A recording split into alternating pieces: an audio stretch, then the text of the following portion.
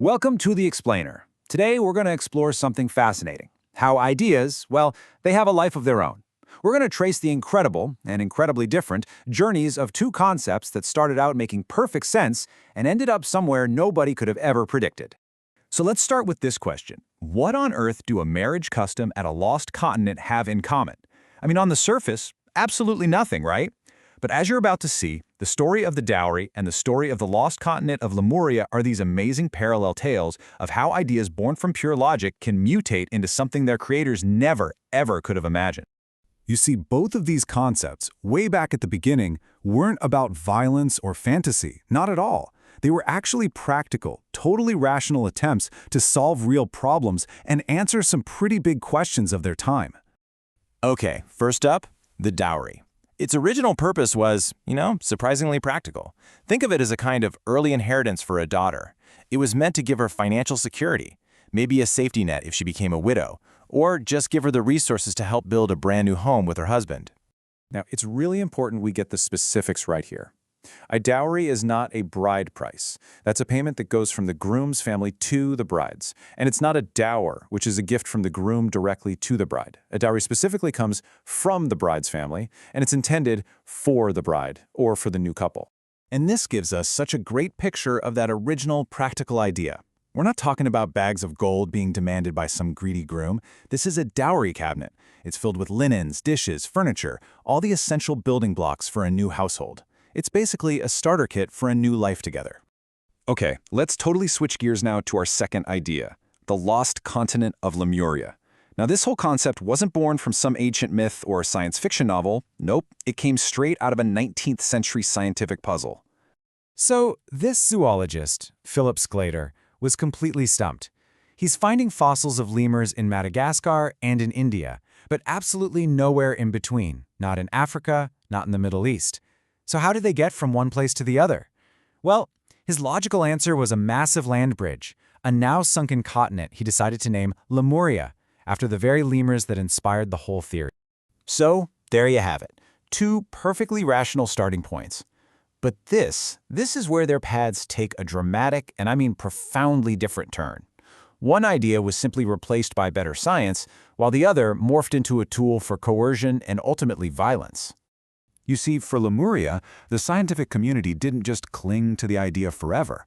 When a more powerful, a better explanation came along, the old theory was just discarded. That's how science is supposed to work. And that better explanation? It was plate tectonics. This theory showed that, India and Madagascar were once connected as part of a supercontinent, but they drifted apart over millions of years. Suddenly, there was no need for a sunken land bridge. Sclater's puzzle was solved, and the scientific need for Lemuria just vanished. But the idea of dowry, well, it didn't face a scientific challenge. Instead, in so many cultures, it got twisted.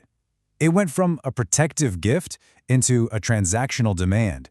It became a price tag on a bride, a source of extortion, and tragically, a motive for horrific violence. This number, it's just chillin'. And this isn't from some ancient history book. This represents the 8,391 dowry-related deaths that were officially reported in India in one single year, 2010.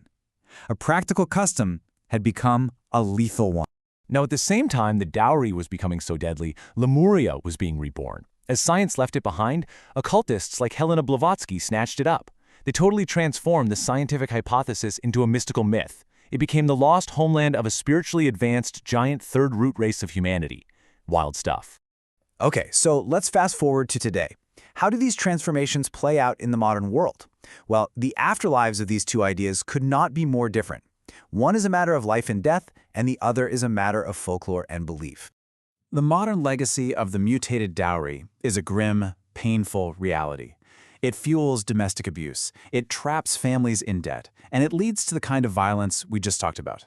Its consequence is real-world suffering, and, thankfully, the activism required to fight against it. And look, this isn't an isolated problem. This data shows the deadly impact across South Asia. Pakistan, for instance, has the highest reported rate of dowry deaths per capita in the entire world. It's a devastating issue. Lemuria's legacy, on the other hand, is, well, It's harmless, if a little strange. The idea lives on in New Age beliefs about spiritual masters living in secret tunnels inside Mount Shasta in California. It's basically become a piece of modern folklore, a mythical place, not a physical threat. And this adaptation is really powerful. The scientific idea of Lemuria got adopted and then merged with the pre-existing Tamil legend of lost land called Kumari Kandam. And this created a powerful new myth that serves a cultural and even a nationalist identity. So where does all this leave us? Let's just pull back for a second and summarize the incredible parallel journeys of these two very, very different ideas. I mean, when you lay it all out like this, the parallel is just stunning. Both ideas started with a clear, logical purpose. But where Lemuria was replaced by better science and transformed into a harmless myth, the dowry was twisted by social pressures into a system of extortion with a violent real-world legacy. One became a fantasy, the other became a tragedy. And that leaves us with a final and I think provocative thought. The ideas we live with right now, the social customs, the scientific theories, the cultural norms we just take for granted, what will they become in 100 years? Which ones will be harmlessly adapted into myth, and which ones, like the dowry, could mutate into something truly, truly dangerous? It really makes you think.